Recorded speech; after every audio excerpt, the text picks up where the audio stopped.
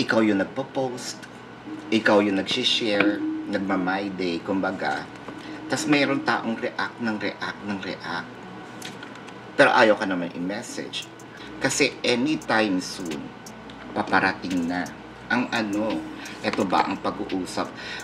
Hay nako, pag eto nakawala, yung damdamin niya nakawala, yung boses niya nakawala, dire-diretso to. Kumbaga kasi, it's a battled emotion.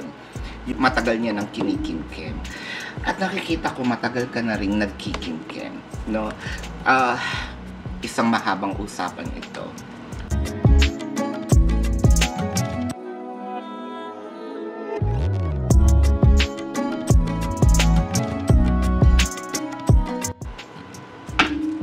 Hello everyone, welcome to Timeless Hello 111. So, salamat po sa mga bumabalik, no?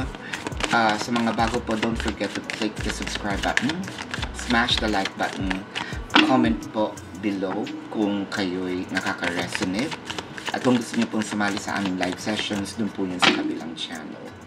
Ngayon, ang ating tema is almost personal reading. So, this is a timeless reading. Ibig sabihin, wala po siyang time frame, no? Hindi po aksidente na nakita nyo lang ito. So, maaari pong tapusin ninyo at comment nyo kung kayo nakaka-resonate dito. Ngayon po, tignan natin ang energy. Message in a Bottle by the book Imagine. So, may nagtitimpi dito, no? Let's say, gusto kitang kausapin, gusto kong makipag-date sa'yo, makita ka uli, no? Tignan natin kung ito ba'y nagkahiwalay na, or ito yung bagong tao. So, ang nakikita ko dito, merong nahihiya na i-approach, no, itong taong ito, yung kabilang tao, no? Kasi parang hindi pa yata panahon.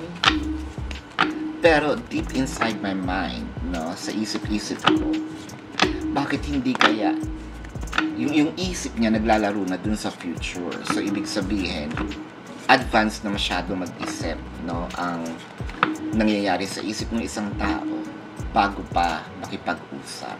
Ikaw ba ito? Ito ba yung taong mahal mo? Let's check yung core. The King of Cups. Pwedeng torpe. May torpe sa paligid mo or ikaw itong torpe. No, pwede nyo i-switch yung energy. Kasi ang nakikita ko dito, kahit meron ng push, no, kumbaga, meron ng tulak na gusto kitang kausapin, gusto kong pumorma. Ayan, gusto kong pumorma sa iyo. Pero hindi ko alam kung paano.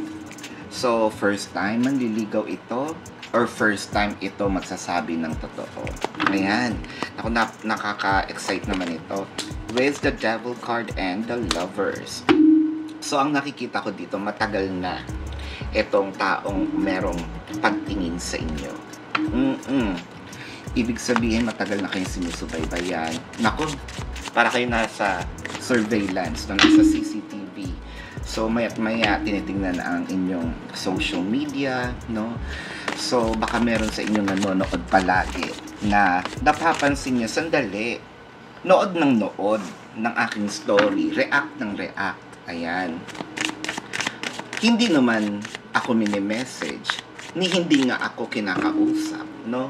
Anong gusto mong mangyari, no? So, titingnan natin yung mga zodiac signs mamaya. Ayan. So, ang nakikita ko dito, ikaw yung tao na, kumbaga nandito sa sitwasyon na ikaw yung nagpo-post, ikaw yung nag-share, nagma-my day, kumbaga. Tas mayroon taong react ng react. Pero ayaw ka naman i-message. Ngayon, kung may chance na nagkikita kayo, kumbaga natatameme, ayaw ka naman kausapin. Minsan nahuhuli mo, tinitignan ka, ayun. So parang yung feeling natin, uy, may nagkaka-crush. Hindi sa naggaganda-gandahan tayo, no? Hindi sa nagpilingera. Kasi nahuhuli natin, naku, nakatitig. Alam mo, kumbaga yung peripheral vision mo, yung sa gilid ng mata, alam mong nakatingin siya. Pero pag tinititigan mo, umiiwas. Bakit naman ganyan? With the Ace of Swords. So, ang lakas ng kutob natin na itong taong totoo, walang halong biro. Alam ko meron tong nararamdaman sa akin. Ayun tayo. So, totoo naman, kung ito yung iyong kutob, totoo naman, actually, ang dami nitong gustong sabihin. Kaso parang, with the King of Cups, hirap na hirap niyang ibuka yung bibig niya. Hirap na hirap siyang, kumbaga, i-express itong nararamdaman niya. No, the Tower, the Seven of Wands. Ito yung nagiging problema. Kasi, paano nga naman magkakaroon ng communication? Kahit ikaw pa, no, ang magsimula ng communication, ikaw pa yung unang mamansin. Nako, tumatakbo ito. Umuurong ang bahag. Hindi natin alam kung mahiyain nga ba. Hindi natin alam kung sadyang ganyan siya, no? O talagang kapag nakikita ka niya, parang umuurong talaga ang kanyang buntot. With the Magician, noon pa to. Noon ka pa. So may nagkaka-crush sa'yo. Ibig sabihin, noong ka pa crush nito. Doon sa mga nag-aaral nako.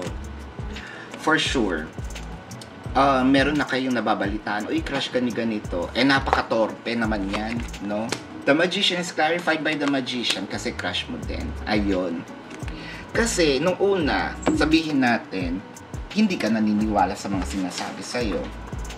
Pero, iba na to eh. Kasi, with the Magician here, parang, interesante din naman siya. Kaso, nandun din. It's a mirrored energy na, bakit ako mauuna? Siya yung may crush sa akin, no? Siya dapat ang lumapit, hindi ako. Ayun naman pala. With the Star kasi, you probably think highly of yourself, no? Or yung Star na masyadong, ang tingin niya sa'yo, nandun ka sa pedestal. Eto ba siya?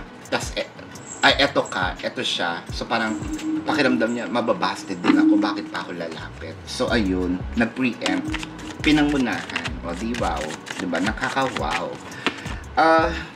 Two of Pentacles. Ayun. So, ikaw naman ngayon, kasi ito yung headspace, di ba? Ngayon sinasabi mo, sige na ba, i-invite ko na ba siya? No? Ako na ba yung mag-i-start? No? Baka may outing kayo, gusto niyo siyang isama, or lalabas yung barkada, no? Gusto niyo siyang i-invite. Nakikita ko dito, parang meron nga mangyayaring parang party, parang gathering, no? It's a celebration na pwedeng kasama siya. Ngayon iniisip mo, ako na ba yung mag-i-initiate, no? Pero nakakakaba din, di ba? Aminin mo, nakakakaba. With the 10 of Wands, umaano pa rin dito kasi yung pride, no? Yung baka naman kasi din pag kinausap ko, takbuhan na naman ako, baka may attempt, no, na ganon.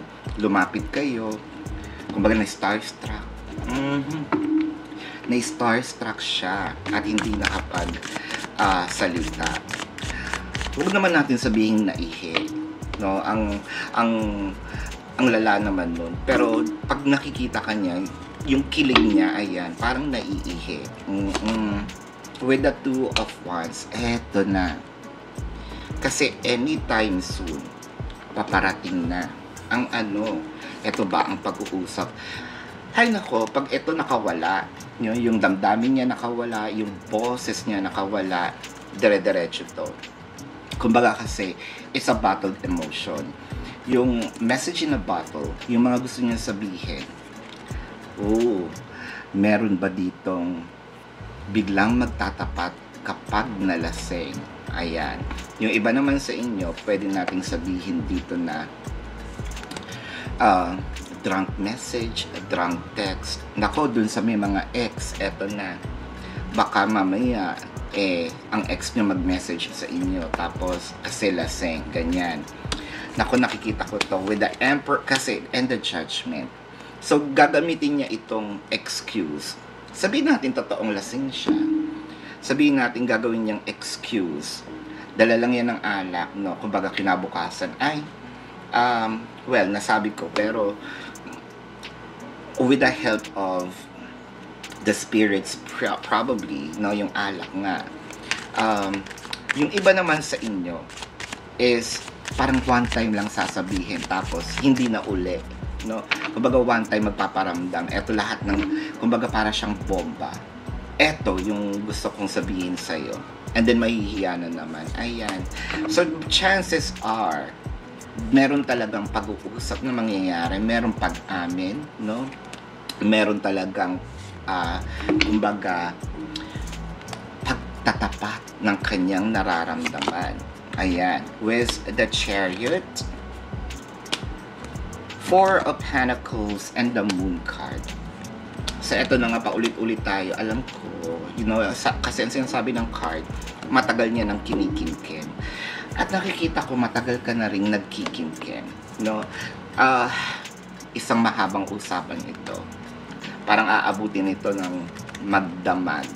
So kung may outing man, walang matutulog. The Four of Cups and the Nine of Wands. Tapos bigla mong marirealize dito na bakit kung kasi ang off, no? Ang off ng energy.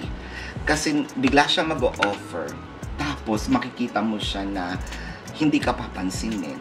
Parang baliw ba to, no?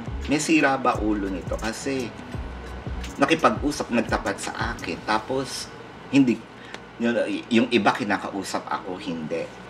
Bakit ganun? Isang beses lang ako kakausapin, isang beses magtatapat. Ano yun? Ako lang? Ako lang ba? Ako ba ang gusto niyang ako ba talaga ang gusto niyang makarelasyon? May crush ba siya sa akin o meron pang iba? No? Kasi ang nakikita ko dito is after niyang ma-drop yung bomb, no, yung bomba, biglang tatahimik ulit. Yung iba magtatago. Ayan.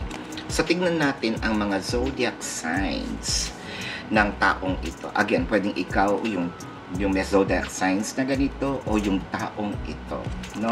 Simulan natin sa Pisces, Cancer, Aries, ayan, Aquarius,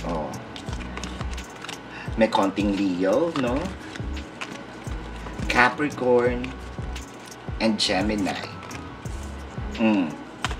Scorpio din. May bahid siya ng Scorpio. Ayan, probably ito yung kanyang meron siyang ganito sa kanyang chart. So, ito ang iyong reading for now.